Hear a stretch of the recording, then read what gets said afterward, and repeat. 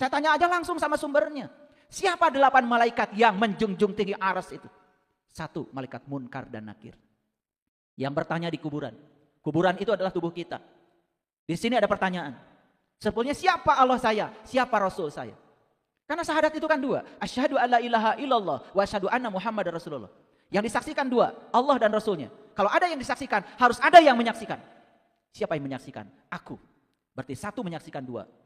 Makanya pertanyaan tentang di dalam kubur ini 2. Siapa Allahku? Siapa Rasulku? Ini dimulai dengan wadduha. Ini ayat ditujukan kepada mereka yang sudah terang benderang. Ini ayat ditujukan kepada mereka yang sudah siap menerima cahaya matahari.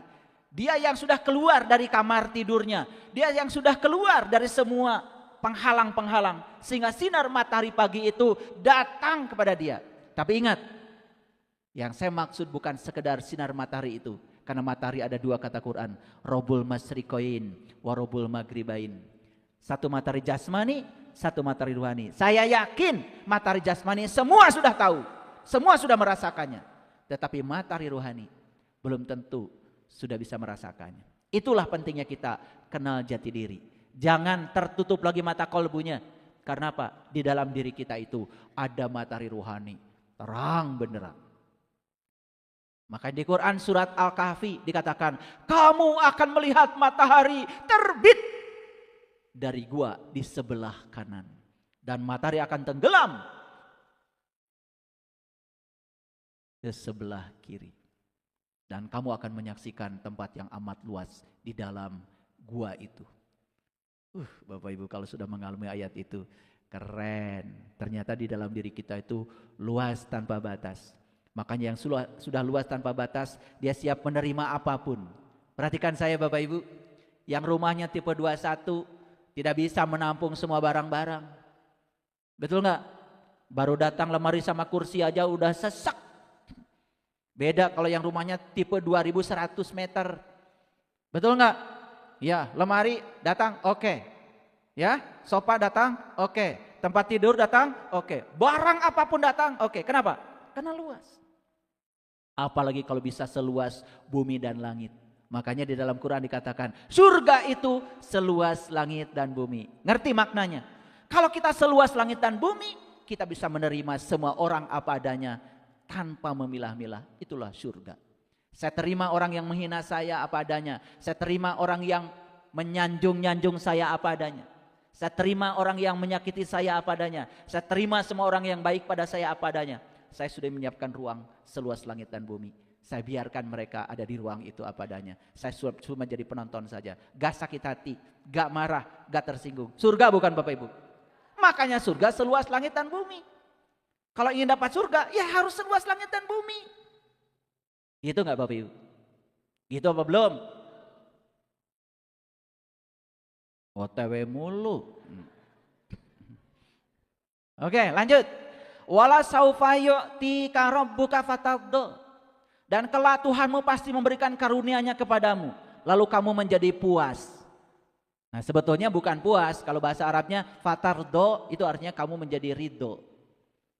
Masih ingat Bapak Ibu penjelasan saya? Yang menjaga surga malaikat siapa? Ridwan. Makanya kalau ridho, ini jadi surga. Apapun yang terjadi, ridho. Percayakan ini dijaga sama malaikat Ridwan. Selalu ridho apapun yang terjadi. Surga Bapak Ibu. Tapi titipkan ini kepada malaikat Malik. Milik. Pasti neraka. Maka penjaga neraka malaikat Malik.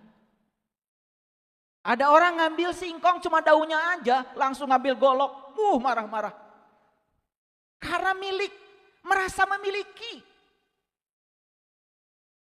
Saya punya pohon cabai aja 2.500 pohon. Suruh ngambil siapapun kalau masih ada. Ya kalau masih ada maksud saya. Ya kalau nggak ada terus gimana? Suruh ngambil apa? Iya, yang jaga kebun paling juga. Ya, Bapak perlu berapa? Ya, 1 kantong kresek aja. Seminggu nggak habis. Tiap hari mau makan cabai. Sisanya kemana Pak? Bagikan aja. Kalau ada orang minta, kasih. Rasa memiliki itu bahaya Bapak Ibu. Itu sumber penderitaan. Rasa memiliki pada pasangan, rasa memiliki pada anak. Ketika rasa memiliki terlalu dalam, akibatnya apa? Takut kehilangan yang disebut milik kita. Neraka bukan itu. Neraka mulainya cuma cemburu. Tapi lama-kelamaan bisa dendam. Betul nggak? Iya. Lama-kelamaan bisa dibunuh tuh orang lain. Dari mana? Rasa memiliki. Makanya penjaga neraka Malik. Saya sering mengamanatkan di kajian-kajian saya, tong wawuh ke malaikat Malik. Hiji deui tong wawuh ke malaikat Atid. Siapa malaikat Atid? Mencatat amal buruk. Pokoknya apapun yang dilakukan orang buruk terus. Dikasih uang besar, buruk. Dikasih uang kecil, apalagi buruk. Tidak ada yang baik sudut pandangnya. Semua yang dia saksikan di alam semesta ini buruk semua. Itu malaikat Atid, penjaga pencatat keburukan. Makanya lihat orang yang dijaga malaikat Atid, sudut pandangnya buruk aja, penuh curiga sama orang. Neraka bukan Bapak Ibu. Nah, makanya di Quran, yang saya baca di Quran, ternyata yang menjunjung tinggi arsy itu cuma 8 malaikat. Pernah baca apa tidak? Belum. Katanya sudah khatam. Nanti baca Quran surat Al-Haqqah. Ya, baca Quran surat Al-Haqqah. Gak saya tunjukkan nomor ayatnya biar dibaca semua. Nanti akan ketemu di situ, ya. Ada 8 malaikat yang menjunjung tinggi arsy. Dulu waktu saya baca surat itu, saya tanya itu sama guru ngaji saya. Pak Ustadz, di Quran saya baca malaikat itu cuma 8 yang menjunjung tinggi arsy. Sedangkan Pak Ustadz ngajarin saya malaikat 10.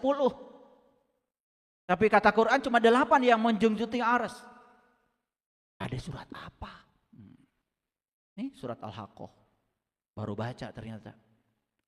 Saya juga baru tahu. Ya udah, apalagi ditanya dalam-dalam, betul nggak?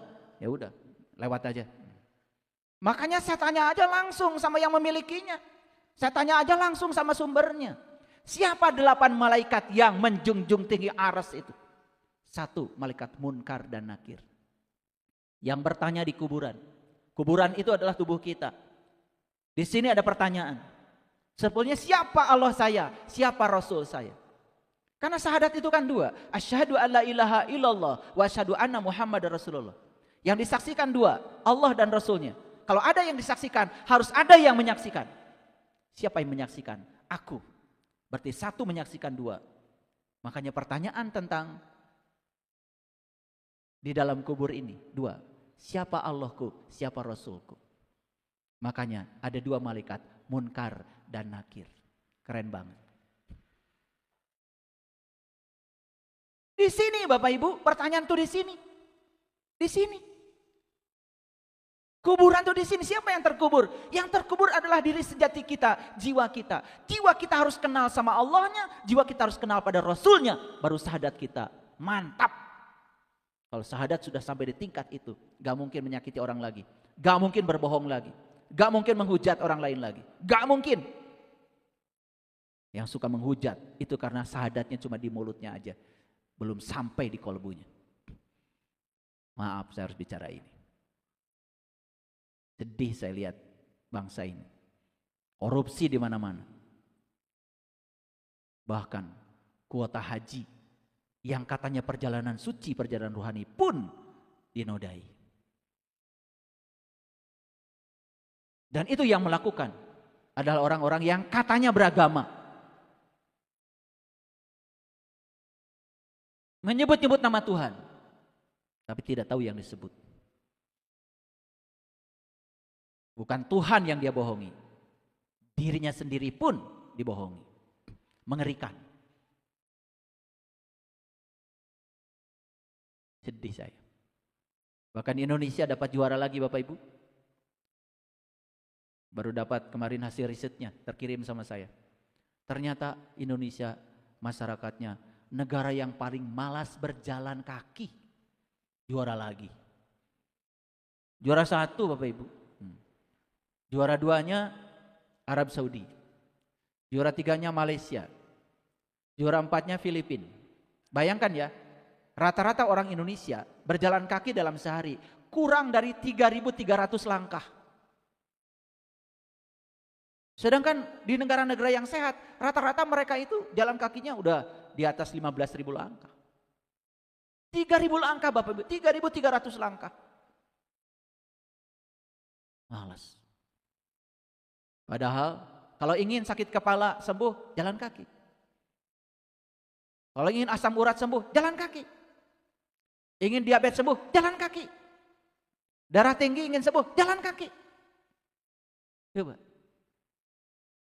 Sederhana kok.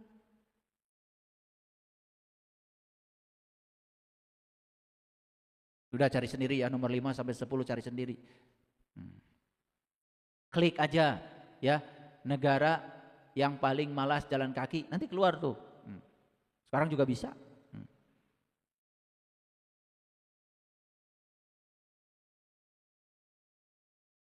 Perhatikan saya.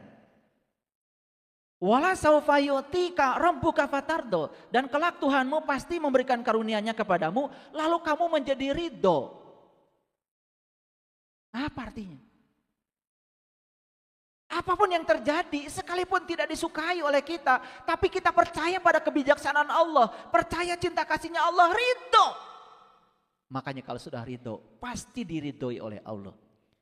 Ya ayyatuhan nafsul mutmainnah, irji'i ila rabbiki radiyatan mardiyah, fadkhuli fi ibadi, fadkhuli jannati. Jiwa-jiwa yang damai seperti itu, tidak memilih surga Bapak Ibu. Luar biasa. Sekali lagi, ini ayat buat siapa? Ini ayat untuk mereka yang sudah duha, tingkatan spiritualnya di tingkatan duha, yang sudah lenyap segala kegelapan di dalam batinnya. Dan dia sudah sadar kalau Allah tidak pernah meninggalkan dia. Dia sadar kalau Allah tidak pernah benci sama dia. Dan Allah hanya mengingatkan dia supaya dia lebih baik saja. Dia sadar kalau masa depan ditentukan oleh saat ini. Dia sadar kalau Allah pasti akan melimpahkan karunia-Nya kepadanya. Dia sadar kalau dia suatu saat pasti akan menjadi orang-orang yang ridho dan diridhoi. Ini yang saya bicarakan ini tingkatan spiritual manusia yang sudah sampai di tahap duha. Bayangkan yang sudah sampai jam 12 siang. Duha aja sekeren ini Bapak Ibu. Luar biasa. Tetapi kita bukan bicara duha matahari yang jasmani. Kita bicara duha matahari yang rohani. Boro-boro matahari yang rohani, fajar aja belum menyaksikan di dalam diri. Rugi Bapak Ibu hidup kayak gitu. Rugi. Karena apa? Kegelapan batin ini sangat berbahaya. Yuk kita lihat ayat yang ke-6-nya. Alam yajidka yatiman fa'awa. Bukankah dia mendapatimu sebagai yatim, lalu dia melindungimu? Lihat saya semua. Selama ini otak kita begitu dengar kata yatim, otak kita langsung ke panti asuhan. Betul? Bapak Ibu.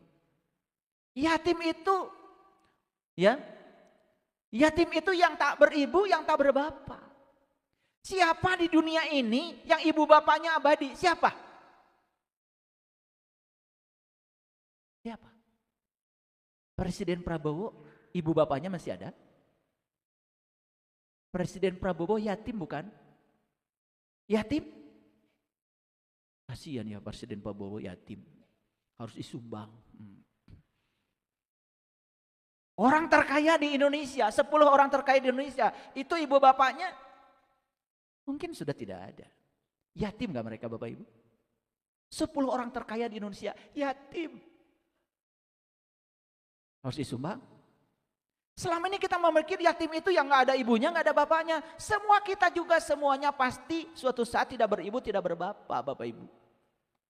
Sekarang saya jelaskan. Yatim itu yang tak beribu, yang tak berbapak. Berarti yatim itu yang tidak pernah dilahirkan. Kelahirannya tidak perlu ada ibu bapaknya. Siapa yang yatim? Yang yatim itu adalah diri sejati kita Yang yatim itu adalah jiwa kita. Karena jiwa tidak pernah dilahirkan. Jiwa itu ditiupkan. Paham sampai di sini? Tolong dijawab sekali lagi. Siapa yatim? Jiwa. Jiwa siapa? Jiwamu. Paham? Oke. Jadi Allah tuh sedang berbicara tentang spiritual kita. Allah mengatakan, bukankah dia mendapatimu sebagai yatim, lalu dia melindungimu? Makanya dalam terminologi tasawuf, yatim itu sering disebut dengan nur insan. Dan nur insan ini, kedatangannya ke semesta ini didampingi oleh dua, Nurullah dan Nur Muhammad. Didampingi Bapak Ibu. Coba, masih perlu saya buktikan? Bapak Ibu bohong, ada yang ngingetin gak dari dalam? Bapak Ibu tidak jujur, ada yang ngingetin gak dari dalam? Siapa itu? Itu pendamping kita yang sejati.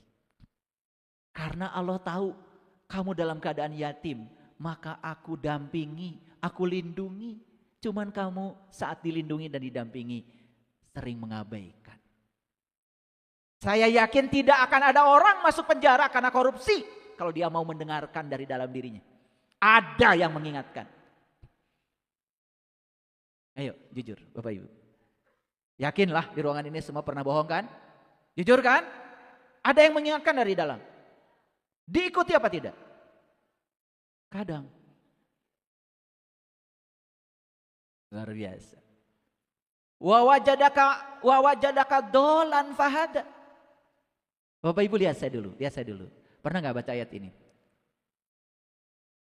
Aro'aital ladzi yukadzibu biddin fazalikal ladzi yad'ul yatim wala yahuddu ala ta'amil miskin fawailul lil musallin. Celakalah para pendusta agama. Siapa? Aro'aital ladzi yukadzibu biddin fazalikal ladzi yad'ul yatim. Siapa pendusta agama? Mereka yang mentelantarkan yatim. Mentelantarkan siapa? Mentelantarkan jiwanya. Bapak Ibu sholat cuma raganya saja. Sibuk takbir, ruku, sujud, duduk di antara dua sujud. Sibuk terus. Tetapi jiwanya tidak ikut sholat. Jiwanya tidak tahu kepada Tuhannya. Jiwanya tidak bisa mengingat Allahnya. Karena jiwanya belum tahu dan kenal kepada Tuhannya. Itulah pendusta agama yang sebenarnya. Kelihatan beragama tetapi sesungguhnya tidak. Dia berbohong pada dirinya sendiri namun tidak sadar. Paham sampai sini? Oke. Nanti dibuka ya rahasianya tentang surat apa? Al-Maun. Nanti ada episode. Kita fokus lagi pada dua. Nah di ayat yang ketujuh, wa wajadaka dolan fahada. Dia mendapatimu dolan. Dolan itu bahasa Arab, sesat. Makanya kalau orang Jawa, di Jawa Tengah, Jawa Timur kan jalan-jalan apa tuh? Iya, sesat-sesatan. Dolan. Kalau nggak tahu arah, dolan, nggak pulang-pulang. Apalagi nggak ada tour guide, dolan-dolannya masih mending kalau di kampung. Ini dolan-dolan ke luar negeri, bahasa nggak tahu, betul nggak? Bisa nggak pulang-pulang itu. Jadi dolan itu bahasa Arab Bapak Ibu artinya apa? Sesat. Yuk kita lihat ayat ini. Wa wajadaka dolan. Dia mendapatimu sesat. Fahada. Lalu karena cinta kasihnya dia ngasih petunjuk. Keren Bapak Ibu. Siapa yang harus kasih petunjuk? Yang sesat Bapak Ibu. Ya, siapa yang dikasih petunjuk? Yang sesat. Coba Bapak Ibu, ya dulu sebelum ada Google Map, kalau cari alamat, gimana? Masih ingat? Saya lihat wajah-wajah ini kolonial kan di sini ya. Dulu sebelum ada Google Map masih ingat ya? Turun dulu dari mobil, tanya, betul nggak? Itu kondisi kita dalam keadaan apa itu? Sesat. Makanya orang yang sesat itu kan bagusnya nanya, ini ngajar.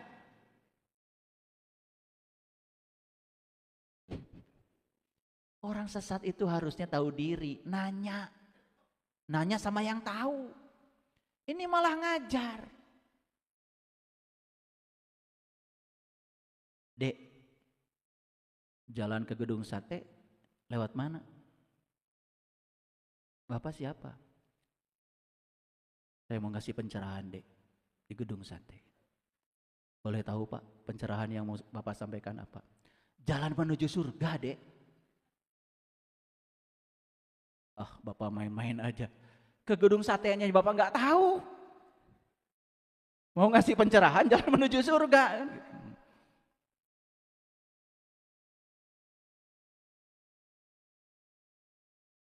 Hebat ya Allah. Hebat ya. Karena aku mendapati kamu dalam keadaan sesat, aku kasih petunjuk. Wa wajadaka ailan fa'agna. Dan dia mendapatimu kekurangan, lalu dia mencukupkan kamu. Bapak Ibu, kekurangan itu bukan dari Allah. Coba perhatikan, dia mendapatimu kekurangan. Kekurangan itu ya dari kamu. Lalu dia mencukupkan kamu. Tapi kecukupan dari Allah. Kapan Allah akan mencukupkan? Kalau kita bersyukur. Keren banget. Fa'amal yatima fala takhar. Sebab itu terhadap yatim, jangan kamu berlaku sewenang-wenang. Lihat saya semuanya. Mana yatim? Jiwa. Suka berlaku sewenang-wenang gak pada jiwa? Suka. Ditelantarkan. Coba Bapak Ibu. Dari pagi tadi aja sampai, ya dari tadi malam sampai pagi ini, perhatikan. Semua pelayanan buat yatim atau buat tubuh? Semua buat tubuh. Makanan buat tubuh, betul? Masak dari pagi sampai sore semua buat tubuh. Tetapi mana buat yatim? Mana buat yatim? Pantesan telantar yatimnya. Mulutnya aja nggak tahu, cara ngasih makannya aja tidak tahu. Ingat Bapak Ibu, yatim itu wujud nyatanya adalah nur. Dan nur, makanannya adalah nur. Tidak butuh jengkol, gak butuh pindang bandeng, gak butuh sambal tarasi. Tidak butuh tenderloin, tidak butuh sashimi, tidak butuh sushi.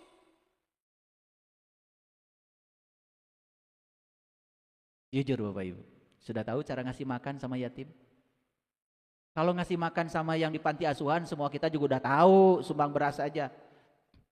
Tapi yatim di sini cara makannya gimana? Pernah bertanya? Disitulah pentingnya kita bertemu dengan guru yang mursyid, guru yang sejati. Nanti Bapak Ibu, kalau sudah tahu cara ngasih makannya. Makanya ketika si yatim ini sudah sehat, kuat, dampaknya apa? Tubuh fisik kita pun menjadi sehat, kuat. Kalau yatim ini sakit Bapak Ibu, makanya tubuh fisik kita pun jadi rawan terhadap berbagai penyakit. Wa amma sa'ila fala tanhar. Dan terhadap yang minta-minta, janganlah kau menghardiknya. Siapa yang minta-minta Bapak Ibu? Tukang ngamen? Ini sudah berteriak di dalam nih. Aku rindu sama Tuhanku. Aku ingin menyaksikan kembali yang mana Tuhanku. Sudah minta. Tapi kita menghardiknya. Bapak Ibu, tentu saja terhadap orang yang susah, tidak punya ibu, tidak punya bapak, telantar, ya itu kita harus punya kewajiban dong. Itu. Tapi saya tidak bicara itu kenapa? Yang kayak gitu udah banyak yang ngurus. Tapi yang di sini bahkan yang ngurus itu pun tidak ngurus dirinya. Saya mengambil segmen yang berbeda. Karena saya percaya Bapak Ibu, kalau kita semua sudah ngurus yatim yang di dalam, kita pun menjadi sangat peduli untuk mengurus yatim yang di luar. Percaya sama saya. Wa amma bi ni'mati rabbika fahadits. Dan nikmat Tuhanmu hendaklah kau siarkan. Jujur Bapak Ibu, saya mau nanya, apakah Bapak Ibu sudah merasakan nikmat Tuhan? Bagaimana mensiarkan? Merasakan aja belum. Betul nggak? Ingat ya penjelasan saya. Nikmat itu sangat spesifik dalam Al-Quran. Hanya diberikan kepada para nabi, para siddiqin, para syuhada, para solihin. Itu kan yang Bapak Ibu sering baca. Ihdinas syiratal mustaqim. Tunjuki aku ke syiratal mustaqim. Syiratal ladina an'amta alaihim. Jalannya orang yang dapat nikmat. Yang dapat nikmat cuma 4 di Quran. Para nabi, para siddiqin, para syuhada, para solihin. Gak ada konglomerat. Gak ada pejabat. Gak ada. Jadi nikmat itu adalah pertemuan Bapak Ibu. Pertemuan kita dengan diri sejati kita. Makanya siapa yang sudah bisa merasakan itu, siarkan. Makanya saya berani mensiarkan.